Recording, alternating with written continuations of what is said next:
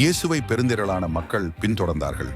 அப்பொழுது தொழுநோயாளர் ஒருவர் வந்து அவரை பணிந்து அவர் காலில் விழுந்து, ஆண்டவரே, நீர் விரும்பினால் எனது நோயை நீக்க உம்மால் முடியும் என மன்றாடினார்.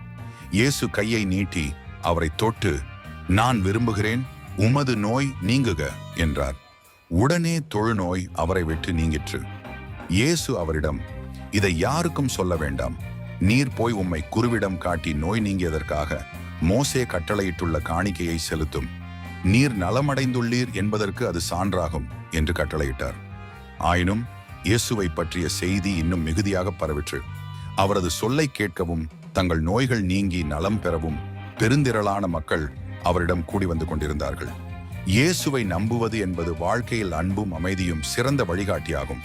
அவர் காட்டும் வழியில் நடப்பதன் மூலம் நமக்குள் அமைதி, நம்பிக்கை மற்றும் ஆன்மீக பரிபூரணமும் வந்திடும்.